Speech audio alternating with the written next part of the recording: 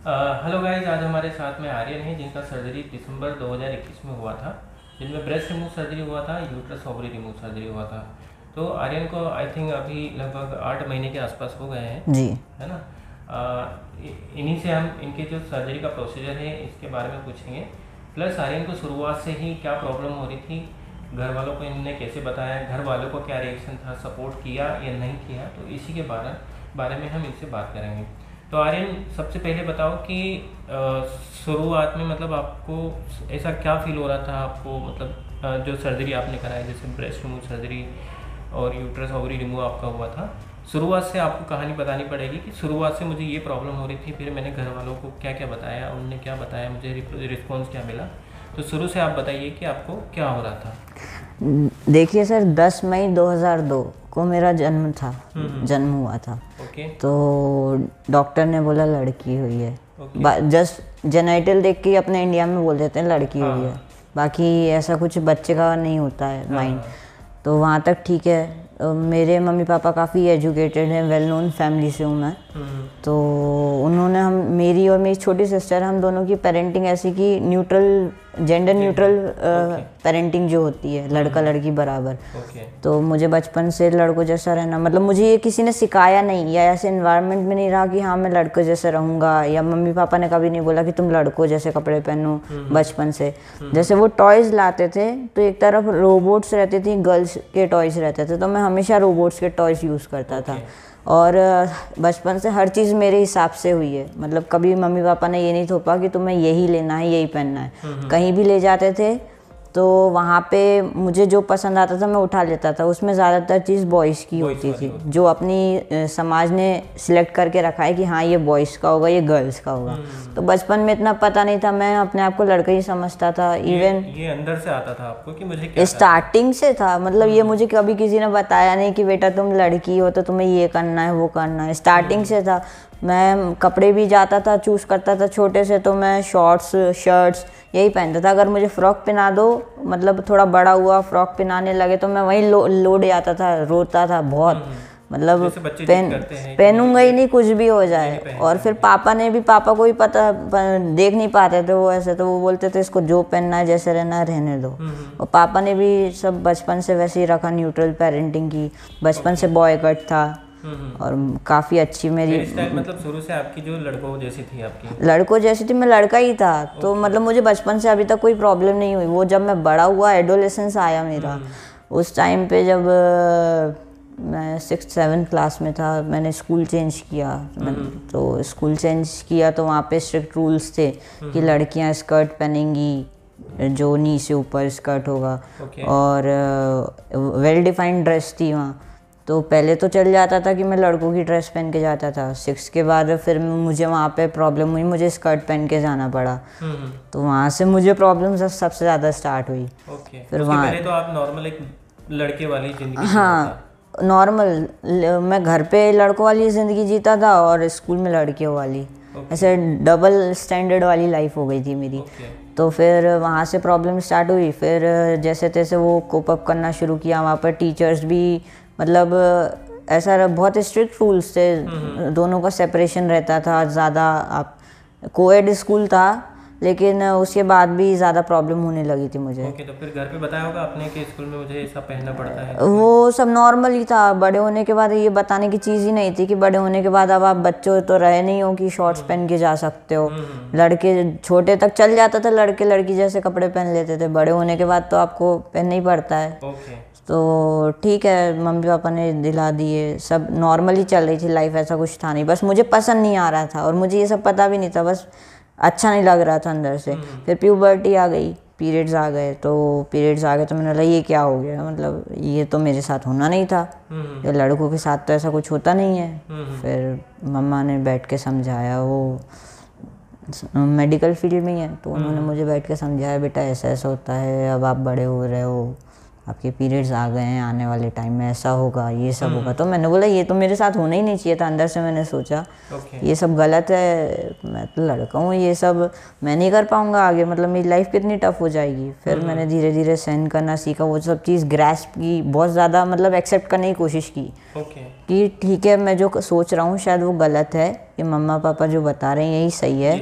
मुझे धीरे धीरे अब बड़ा हो रहा हूँ, छोटे ये सब छोटे बचपना लग रहा था, मैं मैच्योर हो रहा हूँ, तो मुझे अब ये सब आदतें डालनी पड़ेंगी अपने अंदर, समझना पड़ेगा। एग्जैक्टली। तो फिर मैंने यही शुरू कर दिया, थोड़ा सा बाल बढ़ा लिए, पोनी करना शुरू कर दिया। तो मैं 9th 10th क्लास तक, मैंने 7th से 10th क्लास तक अपने बाल बढ़ाए। फिर भी मेरे बाल ज़्यादा नहीं बढ़े, एक पोनी रखी मैंने बस छोटी सी, और लड़कियों वाले कपड़े पहनना शुरू कर दिया। उसमें भी मैंने सूट सलवार का भी नहीं पहना, जीन्स टॉप ही पहने थे ज़्यादातर तो।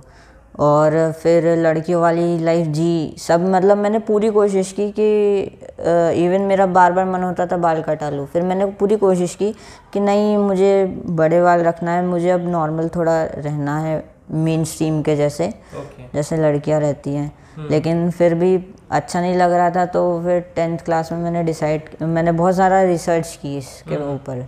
स्टार्टिंग में मेरा जो, आप प्यूबर्टी के बाद जैसे टीनेज में आते हो तो आपको अट्रैक्शन शुरू हो जाते हैं। मेरे क्लास में सबके साथ हो रहा था ये, तो मुझे नहीं हो रहा था। लेकिन तो मैंने अट्रैक्शन किन ओर हो रहा था? लड़कियों की ओर और हो रहा था। ऑब्वियसली मैं लड़का समझता था अपने आप को, समझता नहीं हूँ ही। तो फिर मैंने बोला ये कुछ गलत हो रहा है बहुत ज़्यादा, ये नहीं होना चाहिए, या तो मैं बीमार हूँ, मतलब आज तक कभी देखा भी नहीं, सुना भी नहीं। फिर मैंने यूट्यूब पे सर्च करा, फिर पता चला कि ठीक है लेस्बियन जैसी कोई चीज़ होती है, होमोसेक्सुअल। तो मैंने सोचा शायद वो चीज़ होगी, या फिर कोई फेस टाइप का रहता है ये टीनेज में, तो मैंने सोचा हार्मोन्स के कारण ये फेस होगा, तो मैंने इतना ध्यान नहीं दिया इस चीज़ में। मैं पढ़ाई में ही लगे रहा, बचपन से करियर माइंडेड था, तो पढ़ाई में ही लगे रहा, इस चीज़ में मैंने ज़्यादा ध्यान नहीं दिया। फिर 10th क्लास में बहुत अति हो गई थी, तो मैंने अपने बाल कटवा लिए, ये बोल के मेरे बाल कमज़ोर थे। मैंने बोला था मेरे को अच्छे नहीं लगते, कमज़ोर हैं, अच्छी ग्रोथ नहीं हो रही, आप कटवा दो। तो मम्मी पापा ने बोला ठीक है कटवा देंगे, कोई दिक्कत नहीं है। बाल कटवा दिए। सबको बड़ा अजीब लगा। तो ये जैसे बाल कटवा रहे थे, तो मम्मी पापा या घर वालों ने, पेरेंट्स ने आपको नोटिस किया कि ये हमारा बच्चा ऐसा कर रहा है, या फिर आपने कब बताया कि मेरे को ऐसा प्रॉब्लम होता है? ऐसा प्रॉब्लम होता है वो मैंने पिछले साल ही बताया, जब मैं 19 का होने वाला था। मैंने डिसाइड किया था कि मैं अपने 18th बर्थडे पे बताऊंगा, तो उस दिन बताऊंगा, तो जो भी होगा लोग शांति रहेगी, क्योंकि बर्थडे रहेगा। मुझे ये पता था कि मेरे मम्मी पापा को मैं बताऊंगा वो आराम से एक्सेप्ट कर लेंगे, मतलब उनको प्रॉब्लम नहीं होगी। हाँ उनको समझने में थोड़ी प्रॉब्लम होगी, लेकिन वो, और ये सब चीज़ें मुझे खुद को जब मैं 18 साल से पहले 17 साल की एज के आसपास पता चला था, जब मैंने यूट्यूब पे देखा था तो जैसे जेंडर रीअसाइनमेंट सर्जरी के बारे में, तो तब मुझे पता चला कि अच्छा मैं कोई लेस्बियन या होमोसेक्सुअल नहीं हूँ, मैं हेटेरोसेक्सुअल हूँ और मैं मेल ही हूँ बचपन से। बस ये है कि मेरी माइंड, मेरी बॉडी और मेरे जेनाइटल्स का अलाइनमेंट नहीं हो पाया। तो फिर मैंने इसके बारे में और सर्च करना स्टार्ट किया। फिर लास्ट ईयर ऐसा फेज़ आ गया था, मैं जून जुलाई के आसपास में बहुत ज़्यादा डिप्रेशन में आ गया था इन सब चीज़ों से लेके, क्योंकि बॉडी फीमेल जैसी हो रही थी, मैं बड़ा बहुत हो रहा था, और कपड़े में लड़कों जैसा पहन रहा था, तो वो अच्छा नहीं लग रहा था। आप तो जैसे आप जो 10th में थे तो आपने बाल कटा दिए, तो उस दौरान आपके फैमिली को इस बारे में पता चला था ऐसा कुछ हो रहा है, ये हमारा बच्चा ऐसा क्यों कर रहा है? नहीं, उनको बचपन से पता था इसको लड़के जैसा रहना पसंद है, बाल बढ़ा के भी मैं लड़कों जैसे ही कपड़े पहनता था। तो उन्होंने सोचा आजकल लड़कियां हैं अच्छी अच्छी पढ़ी लिखी, तो वो बाल कटा के ही रहती हैं, और मुझे भी करियर फोकस ज़्यादा था, मुझे बचपन से IAS ऑफिसर बनना था। तो उन्होंने ऐसा कुछ नहीं सोचा, उन्होंने बोला हाँ जिसको शॉर्ट हेयर रखने तो कोई दिक्कत नहीं है, करवा देते हैं जैसा आप तुम रहना चाहते हो। जैसे मुझे पूरी कंप्लीट फ्रीडम है मम्मी पापा की तरफ से बचपन से ही। तो फिर ये हुआ अभी लास्ट ईयर, मेरी बॉडी बढ़ी थी, मैं सोच रहा था मैं ऐसे कब तक रहूँगा, मतलब पूरी बॉडी लड़कियों जैसी कर्वी, और ब्रेस्ट हैं आपके, सब कुछ है, और आप लड़कों जैसे कपड़े पहन रहे हो, तो ये समाज में भी अच्छा नहीं लगता मुझे बिल्कुल भी ठीक नहीं लग रहा था। मुझे अपने करियर की टेंशन हो रही थी, अपनी आने वाली लाइफ की टेंशन हो रही थी कि मैं जीऊँगा कैसे, और मैं मतलब बन भी जाता हूँ, कुछ अच्छी पोस्ट पे चले जाता हूँ, तो वहाँ पे भी एक वेल डिफाइंड ड्रेस कोड होता है, वहाँ पे आप अपनी मन मर्जी नहीं चला सकते। तो बहुत ज़्यादा टेंशन के कारण मुझे एंजाइटी होने लगी, इतनी प्रॉब्लम होने लगी, मुझे पैनिक अटैक आने लगे, मैं रात भर सो नहीं पा रहा था। अच्छा, तो आई थिंक जब आप मुझसे मिले थे उसी टाइम आपको साइकियाट्रिस्ट से हमने मिलवाया था, तो उनने आपको कुछ उसे 1 महीने पहले की बात है ये, उसके 1 महीने पहले की बात है, मैंने जब बहुत ज़्यादा परेशान हुआ था तब मैंने आपसे बात की थी। जब घर पे सब बता दिया था, उसके 1 महीने पहले की बात है। तो मैं रात भर सो नहीं पा रहा था, मम्मी पापा मुझे सुलाने की बहुत कोशिश कर रहे थे, मैं रात भर नहीं सो पा रहा था, उनको लग रहा। फिर हमने टेस्ट करवाया तो लोकल में डॉक्टर ने थायराइड बढ़ा हुआ बता दिया। फिर उन्होंने मुझे भोपाल रेफ़र किया एक एंडोक्राइनोलॉजिस्ट। ऐसा क्यों हो रहा है? तो तुमने क्या जवाब, मतलब तुमने कुछ बताया था कि मतलब मुझे? मैंने बोला कि मुझे पता नहीं, पर मुझे घबराहट हो रही है बहुत तेज़। तो फिर वहाँ से थायराइड बड़ा निकल गया, डॉक्टर ने बोला ऐसा था, हाइपोथायराइडिज्म जो होता है उसमें होता है ये सब। तो वहाँ पे उन्होंने मेरे 1000 टेस्ट किए होंगे, बहुत सारे टेस्ट किए थे उन्होंने मेरे, सभी तरह के जितने हो सकते हैं। एंड में उन्होंने मुझे चाइल्ड साइकेट्रिस्ट के पास रेफ़र कर दिया। उन्होंने बोला इसको फिजिकली कोई प्रॉब्लम नहीं है, बस इसके टेस्टोस्टेरोन लेवल जो हैं वो बढ़े हुए हैं। तो और इसको कोविड में बच्चों को बहुत सारे प्रॉब्लम हो रही है घर में अंदर रह के, तो इसको चाइल्ड साइकेट्रिस्ट के पास रेफ़र करते हैं। तो वो रेफ़र करा था, तो दूसरे दिन जाना था। उससे पहले मैंने मम्मा को एक दिन नाइट में बता दिया था कि मुझे ऐसा ऐसा होता है, मुझे लड़कियों की तरफ अट्रैक्शन है, मैं मेल हूँ, मैं फीमेल नहीं हूँ और ये सब। तो उन्होंने बोला बेटा ये एक फ़ेज़ है, ऐसा नहीं होता, ये सब बकवास बात है, तुम फ़ोन देख देख के ज़्यादा वो हो रहे हो, एक टाइम है सब ठीक हो जाएगा, और वैसे भी ये हार्मोन्स के कारण होता है। उन्होंने उनके साथ में कलीग्स हैं डॉक्टर्स, उनसे ये चीज़ें शेयर की। तो उन्होंने बोला कि उसके टेस्टोस्टेरोन बढ़े आए हैं इसलिए उसको ऐसा हो रहा है। टीनेज में काफ़ी बच्चों को ऐसा होता है, तो इसका मतलब ये नहीं होता कि वो वही होते हैं। वो 2-3 साल उसके एस्ट्रोजन, जो गर्ल्स के हार्मोन रहते हैं, उसके इंजेक्शंस चलेंगे, वो नॉर्मल हो जाएगी। ये तो मैं उससे और डर गया कि ये तो कन्वर्जन थेरेपी होती है, मतलब डॉक्टर होके ऐसी बात कर रहे हैं, मतलब इनको पता भी नहीं है ये बात क्या कर रहे हैं। लेकिन वो तब बताएंगे ना जब उनको बताएंगे कि वही जैसी कुछ प्रॉब्लम, वही तो फिर तो मैं उससे बहुत ज़्यादा डर गया था। तो मैंने बोला ये कैसे डॉक्टर हैं, बाहर से पढ़ के आए और ये ऐसी बात कर रहे हैं। और मेरे मम्मी पापा तो ऐसे हैं, डॉक्टर को पता था कि जेंडर डिस्फोरिया है आपको? नहीं, उनको नहीं पता था। बाद में मिले ना? बाद में फिर हिसाब से देख रहे होंगे। हाँ, तो साइकेट्रिस्ट के पास गए, चाइल्ड साइकेट्रिस्ट के बाद काउंसलिंग के बाद उन्होंने मुझसे बहुत सारे क्वेश्चन पूछे, मम्मी पापा से पूछे। इसको कोई, मम्मी गई थी, पापा नहीं गए थे, कि इसको कोई प्रॉब्लम घर में, आपको कोई प्रॉब्लम है, लड़ाई झगड़े हो रहे हैं या सिस्टर के साथ कोई प्रॉब्लम है, बुलिंग वगैरह कुछ, मतलब वो बहुत अच्छे से रहता है, उसको कोई भी प्रॉब्लम नहीं है। बोलते फिर प्रॉब्लम है क्या? तो फिर मैंने बताया, तो मुझे मतलब मम्मा ने बताया कि इसको, ये मुझसे कल ऐसी बात कर रहा था, इसको ट्रांसजेंडर्स में बड़ा दिलचस्पी है। अच्छा। मतलब ये बोलता है कि मुझे अपोजिट सेक्स में इंटरेस्ट नहीं है। तो फिर वो बोलते अच्छा एक बात बताओ, आप जैसे मेल ड्रेस करते हो तो आपको लड़कियों में इंटरेस्ट है, आप अपने आप को लड़कों जैसा महसूस करते हो? तो मैंने सब उनको खुल के बताया। तो उन्होंने मुझसे बोला, मम्मा से बोला कि हाँ ये कोई डिसीज़ नहीं है। बार बार उन्होंने डिसीज़ टर्म को हाईलाइट किया कि ये कोई डिसीज़ नहीं है, इसको आप डिसीज़ ना समझे, ये नॉर्मल है, ये एक सेक्सुअल प्रेफरेंस होती है, तो इसमें कोई गलत बात नहीं है, ये बचपन से ही होता है, जैसे आप हम होते हैं वैसे ही सब होता है। लेकिन वो भी उस चीज़ को होमोसेक्सुअलिटी समझ रहे थे, वो जेंडर डिस्फोरिया पे नहीं आए थे। वो तब भी मुझे एक लड़की ही समझ रहे थे जो लड़कों जैसी ड्रेस करती थी और जो होमोसेक्सुअल थी। तो वहाँ से भी मुझे कुछ समझ में नहीं आया। मैंने बोला चलो यहाँ तक तो आ गए ना, यहाँ तक एक्सेप्ट कर लिया, ठीक है, आगे धीरे से देख लेंगे आगे। आई थिंक फिर उसके बाद में आप हमसे उसके बाद मैं भोपाल में एक एंडोक्राइनोलॉजिस्ट के पास गया जिसे ट्रीटमेंट चला था। तो फिर उनको भी ये सब चीज़ें बताई क्योंकि वो हार्मोन स्पेशलिस्ट थे। तो फिर उन्होंने बोला हाँ ऐसा होता है, मेरे भी केसेस थे, थाईलैंड में हमने ये सब करवाया था उनका इलाज, और ये सब नॉर्मल है और ठीक है, वो लड़का ही है। मम्मी पापा को उन्होंने समझाया। फिर हम लोग घर आए, पैनिक अटैक की दवाइयाँ चल रही थी, डिप्रेशन की दवाइयाँ चल रही थी। उस टाइम मेरी हालत ऐसी थी कि मुझे समझ में नहीं आता किसी से बात कैसे करनी, क्या करनी है, डर लगने लगा। मैं बात भी नहीं कर पाता था। इवन आपसे भी मैं कैसे परेशान कर देता था आपको। मतलब बच्चे की बातें हो रही थी आपकी, समझ में नहीं आता था मुझे कैसे बात करनी, क्या करना है, कुछ मतलब बहुत बेकार हालत हो गई थी। मूड स्विंग्स होते थे, हर कभी गुस्सा, हर कभी रोना तो इतना मेरे मम्मी पापा परेशान हो गए थे मेरे रोने से। वो चुप कराते रहते थे, मैं रोता रहता था बस। मैं बस उनसे ये बोलता था कि आप चुपचाप बैठो और बस मेरे को रोने दो, कुछ मत बोलो आप। अच्छा। तो वो खुद ही मुझे देख देख के इतने परेशान हो गए थे, वो भी बहुत ज़्यादा सैड होते थे, रोने लगते थे। तो मेरी वजह से उन्होंने बहुत ज़्यादा सहा है। अच्छा। फिर उसके बाद ये जब सारी चीज़ें हो रही थी तब आपने मेरे फिर से उसके बाद मैंने फिर गूगल पर सर्च किया, फिर मुझे जेनिथ का पता चला, फिर वहाँ से मुझे नंबर मिला, तो मैंने यहाँ पे कॉल किया, फिर यहाँ से मुझे आपका नंबर मिला। फिर मैंने आपसे बात की तो आपने बोला हाँ हो जाएगा, हाँ ये कोई प्रॉब्लम नहीं है। आपने सबसे पहले पूछा था कि पेरेंट सपोर्ट में है कि नहीं, तो मैंने बोला था हाँ पेरेंट सपोर्ट में है। एज जो है बहुत कम थी उस टाइम पे, मैं 18 का हुआ नहीं था। एक मतलब बिल्कुल बच्ची जैसी आवाज़ थी। बहुत छोटी आवाज़, बहुत पतली आवाज़ थी। हाँ, तो सिंपल सी बात है कि वो बिना पेरेंट्स के हम वो सर्जरी नहीं कर सकते थे। तो फिर मैंने आपको बताया सब। उसके बाद मैंने मम्मी पापा को बताया, और जो हमारे पुराने एंडोक्राइनोलॉजिस्ट थे तो उन्हें बताया, तो उन्होंने बोला कि ये इसका इलाज तो थाईलैंड में होगा या दिल्ली में होगा, मतलब यहाँ तो आसपास कहीं नहीं होगा। हाँ, तो फिर मैंने उनको बताया था कि जेनिथ है इंदौर में, तो उन्होंने बोला था आप एक बार जाके देख लीजिए वहाँ पे। फिर मैं यहाँ पर आया था मम्मी डैडी को लेके। फिर फर्स्ट टाइम आपसे मिले थे, सर से मिले थे, सुमित जायसवाल सर से। उन्होंने सब कुछ समझाया।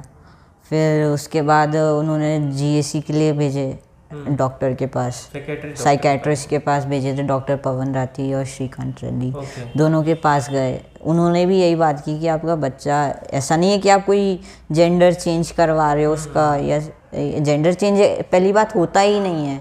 लोग बोलते हैं कि आपने जेंडर चेंज करवा दिया, देखो जेंडर चेंज जैसी कोई चीज़ नहीं होती है, सेक्स रिकंस्ट्रक्शन होता है, रीअसाइनमेंट होता है, रिकंस्ट्रक्शन जो भी बोलते हैं। क्योंकि जेंडर जो आपका होता है वो आप अंदर से जो होते हो, जो अपने बारे में सोचते हो वो होता है, और सेक्स जो होता है जो आपके जेनाइटल्स बने उसको सेक्स बोलते हैं। तो वही, तो मेरा जेंडर बचपन से ही मेल था, मैं बचपन से ही मेल था, बस मेरे जेनाइटल्स मिसमैच थे, तो मैंने बस उसी को ठीक करवाया, मॉडिफिकेशन करवाया। तो इसमें कोई बड़ी बात नहीं है कि मतलब मैंने बहुत अनोखी चीज़ करवा ली। जैसे बहुत सारे बच्चे होते हैं जिनके हाथ पैर नहीं होते हैं, तो वो आके उनका बायोलॉजिकली जो चीज़ नहीं होता तो वो सर्जरी के थ्रू बनता है, ठीक करता है, तो वो अननेचुरल नहीं माना जाता। लेकिन इसको अननेचुरल कैसे बोल सकते हो फिर आप? जैसे वो नेचुरल है वैसे ये नेचुरल है। कुछ चीज़ अलाइनमेंट में प्रॉब्लम हो जाती है बनते टाइम, तो हम उसको ठीक कर लेते हैं। सिंपल सी चीज़ ये है। यही सब हुआ। फिर मैंने साइकियाट्रिस्ट डॉक्टर से जब मिले थे मिले, उन्हें सब काउंसलिंग की प्रॉपर, फिर जेंडर डिस्फोरिया का लेटर दे दिया था। फर्स्ट मीटिंग में ही दे दिया था उन्होंने, क्योंकि वो लोग भी मेरी बातों से श्योर हो गए थे। मैं जब डिप्रेशन में रहता था, मैंने अपनी एक डायरी में पेंटिंग्स बनाई थी बहुत सारी, वो सब मैंने उनको दिखाई, तो वो बहुत ज़्यादा इम्प्रेस हो गया मेरी पेंटिंग से। उन्होंने उसका स्केच, जैसे एक बच्चा है वो रो रहा है, बोल रहा है कि मैं लड़की नहीं हूँ मैं लड़का हूँ, बहुत तो उन्होंने उसकी पिक्चर्स भी ली उन्होंने सब। आखिर मैंने तो वो जला दी अपनी सर्जरी के बाद। हाँ, पिक्चर्स उनके पास रखी हुई हैं। अच्छा। तो वो फर्स्ट टाइम में ही उनको समझ में आ गया था। बाकी वो कह रहे थे इतनी जल्दी हम देते नहीं है किसी को, लेकिन वो समझ गए थे एक ही बार में। तो वहाँ से हो गया था। फिर हम डॉक्टर सुबोध बांझल सर के यहाँ गए थे जो एंडोक्राइनोलॉजिस्ट हैं। उन्होंने सारे हार्मोनल टेस्ट किए, सब किया। उसके हिसाब से उन्होंने मुझे एक ही बार में, मतलब 15 दिन में एक बार 100 mg के टेस्टोस्टेरोन डोज का बता दिया था, सजेस्ट कर दिया था, प्रिस्क्राइब कर दिया था।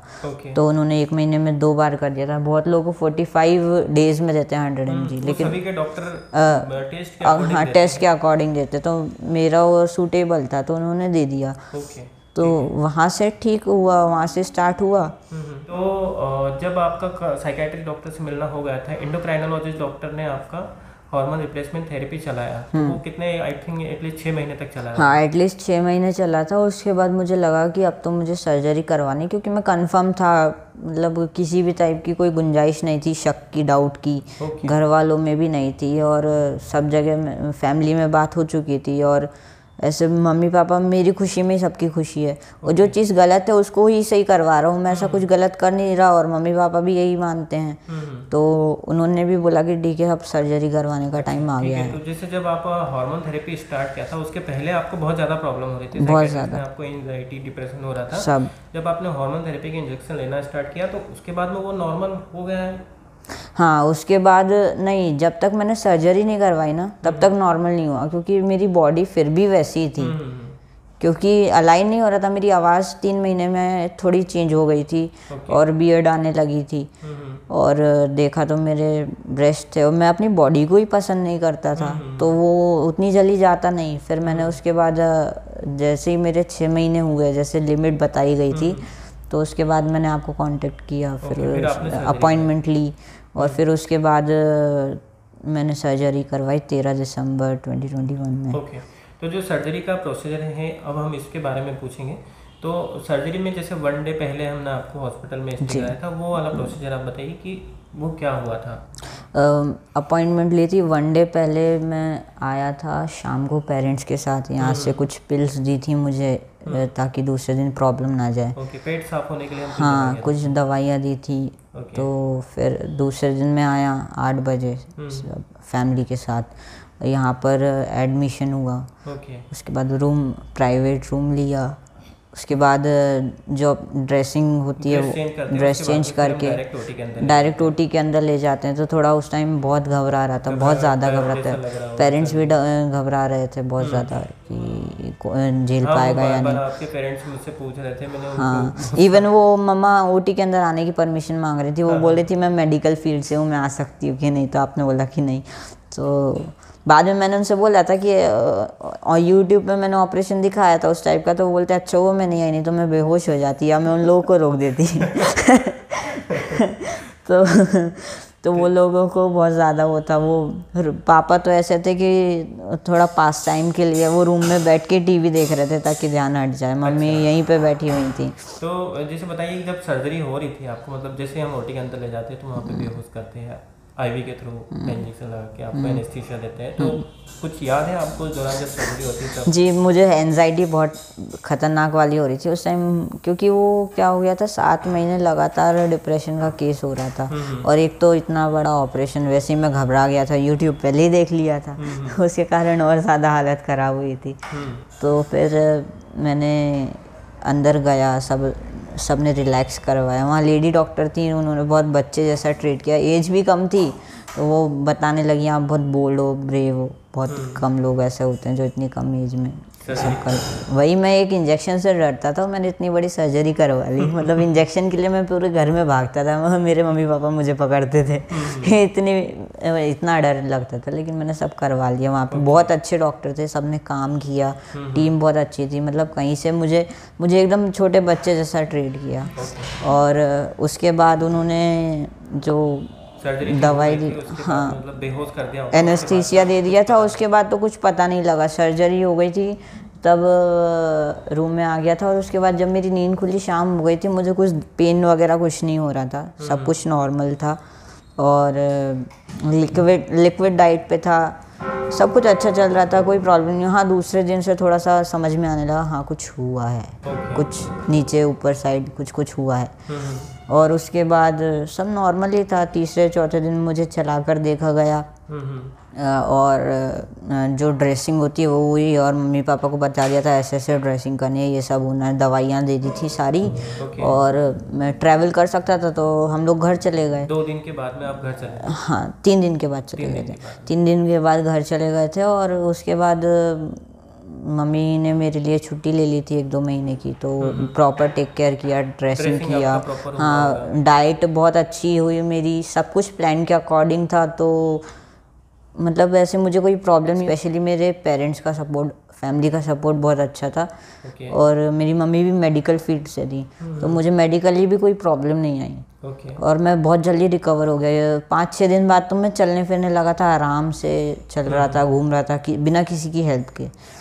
और 15 दिन में टाँके कट गए थे, और उसके बाद तो सब ठीक ही ठीक था, मतलब मुझे कभी कोई प्रॉब्लम नहीं हुई। मतलब ऐसा स्पेशल ऐसा जिसकी वजह से हमें कुछ प्रॉब्लम हो? कुछ भी नहीं हुआ। और मुझे अगर इनकेस जैसे 3 महीने हो गए थे, मैंने जिम स्टार्ट कर दी थी, तो उस टाइम गर्मी का टाइम चल रहा था, तो हिस्टेरेक्टोमी हुई थी, तो इन्फेक्शन जैसा कुछ हो गया था गर्मी के कारण, यूरिन इन्फेक्शन। हाँ, तो मुझे बहुत दर्द हो रहा था, इवन बैठते नहीं बन रहा था। तो मैंने इमरजेंसी कॉल किया यहाँ पर कमाल सर को, तो उनसे बात की, तो उन्होंने तुरंत, मतलब ज़्यादा टाइम भी नहीं लिया, मुझे दवाई लिख के दे दी उन्होंने तुरंत कि ये ले लेना, इसकी वजह की, पूरा समझाया। मतलब आप ये सोचो दूसरी जगह आप जाते हो तो वो बोलते हैं आप अपॉइंटमेंट लेके आना फिर करेंगे, यहाँ पर ऐसा कुछ नहीं है, यहाँ पे तुरंत आप बता दो, आपका केस बता दो, तो वो तुरंत एक्शन करते हैं। ओके। ऐसा कोई प्रॉब्लम नहीं जाती। आपको भी मैंने कितना परेशान किया, जब देखो तब फ़ोन करता था कि ऐसा हो रहा है ऐसा हो रहा है, अब क्या करूँ। बहुत जल्दी पैनिक हो जाता था मैं।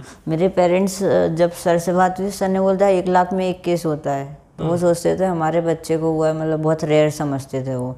यहाँ पर आके उन्होंने इतने लोगों को देखा ना, उसके बाद उनको लगा यार ये तो नॉर्मल बात है और लोगों को और अवेयर होना चाहिए इस चीज़ में। और फिर उन्होंने यहाँ पे 1-2 केस देखे जिनके सपोर्ट में कोई नहीं था, खुद से पैसे कमाए इतनी कम एज में और यहाँ कर अकेले इतना बड़ा ऑपरेशन करवाए, उनकी हेल्प के लिए कोई नहीं था यहाँ पे। तो ऑब्वियसली आप लोग थे, आप लोगों ने किया बहुत ज़्यादा सपोर्ट उनको, लेकिन उनके खुद के परिवार से कोई नहीं था। और इतना बड़ा कदम उन्होंने इतनी छोटी एज में कमाकर खुद से करवाया अपना। तो वो भी बहुत ज़्यादा इंस्पायर हुए इन सब चीज़ों से। मतलब उन्होंने बहुत सारा, मेरी जर्नी से उन्होंने बहुत कुछ सीखा भी, बहुत लोगों से मिले भी। तो यहाँ से जाने के बाद भी अभी भी वो उन लोगों से बात करते हैं, कुछ फाइनेंशियल हेल्प होती है तो वो करते हैं। उनको पढ़ाते लिखाने का भी खर्चा बोल रहे थे पापा कि मैं ही पढ़ाऊँगा, मैं ही लिखाऊँगा सब। और जैसे बाहर अभी लोग पूछते हैं कि हाँ हम भी करवा सकते हैं क्या जेंडर चेंज, ऐसा हो जाता है क्या? मतलब जैसे सोसाइटी का क्या, रिश्तेदार बोलते होंगे तो उनका क्या है? रिश्तेदार का ऐसा है कि फैमिली में मम्मी पापा ने सबको बता दिया था। अच्छा। अब पापा ने क्लियरली बोल दिया था कि अगर कोई मना भी करे तो भी मैं तो करवाऊंगा, किसी के मना करने से, आपत्ति लेने से मैं तो रुकूंगा नहीं।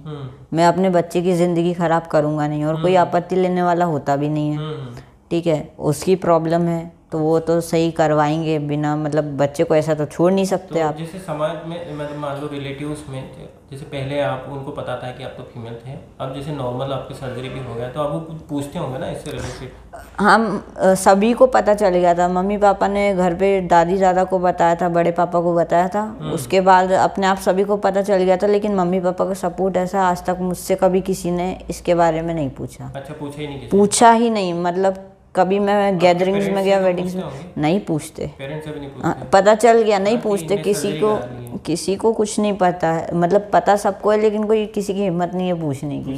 क्योंकि पेरेंट्स आपके सपोर्ट में होते हैं ना, और आपके पेरेंट्स, आप अच्छे घर से होते हो और पेरेंट्स एडुकेटेड होते हैं, तो कोई अभी तक ये ऐसा नॉर्म था, मतलब लोग सोचते हैं कि जो ऐसे बच्चे होते हैं बिगड़ी संगति के या ऐसे ही लोग, वो करवाते हैं। मैं बताना चाहता हूँ कि बहुत सारे बच्चे हैं बहुत अच्छे अच्छे घर से हैं। हाँ बिल्कुल, मतलब स्टार किड्स हैं। और मैं भी काफ़ी वेल नोन फैमिली से हूँ, और मेरे मम्मी पापा एजुकेटेड हैं। ऐसा नहीं है, बहुत सारे अनएजुकेटेड पेरेंट्स होते हैं, वो भी समझ के करते हैं। बिल्कुल ऐसा, मतलब जेंडर डिस्फोरिया जो प्रॉब्लम, तो उसकी फैमिली से या बच्चे की एनवायरनमेंट या कंडीशनिंग से कोई लेना देना नहीं है। ये उसके बाय बर्थ होता है।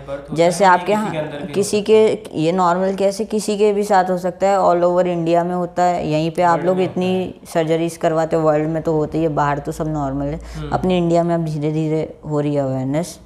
तो यही है, अभी बाहर भी जाता हूँ तो किसी की हिम्मत नहीं होती ऐसे कुछ पूछने की। और मेरी नॉर्मल लाइफ है, जैसे एक लड़के की होती है, मेरी नॉर्मली लाइफ है। मतलब मुझे ऐसा अब लगता ही नहीं है कि कभी मेरी बॉडी एक लड़की की हुआ करती थी। सामान्य लोग तो आपको एक लड़के की तरह ट्रीट करते हैं ना? लड़की की तरह बहुत लोगों को पता ही नहीं। इवन मेरे लड़का है, मैं बाहर रह रहा हूँ, बाहर पढ़ रहा हूँ, वहाँ पर भी मेरे, मतलब जो, जैसे मैंने जिम ज्वाइन किया तो वहाँ पे मेरे फ्रेंड्स बने, तो उनको तो ये सब पता ही नहीं है ना। और मैं बताऊंगा भी क्यों, आपको कभी फीवर हो जाता था, आप बताते तो नहीं हो कि एक टाइम पे मुझे ये मेडिकल प्रॉब्लम थी, तो मैंने वो ठीक करवाया था। तो मैं जैसे नॉर्मल रहते हैं वैसे ही रहते हैं, बात होती नहीं होती। और मैं नॉर्मल दिखता भी हूँ, और ऐसे किसी को पता भी नहीं चलता है। मतलब लड़का है नॉर्मल, और मैं लड़का ही हूँ। मैं बचपन से बस थोड़ी बहुत मॉडिफिकेशंस करवा ली, ये समझ लीजिए आप। जो प्रॉब्लम थी उसे ठीक करवा ली।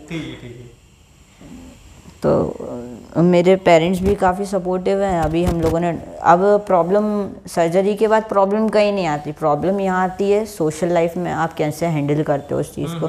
क्योंकि अगर आप लोगों से डर के रहोगे या लोगों से हिचकिचाओगे, तो वो जानबूझ के आपका मजाक उड़ाएंगे सामने।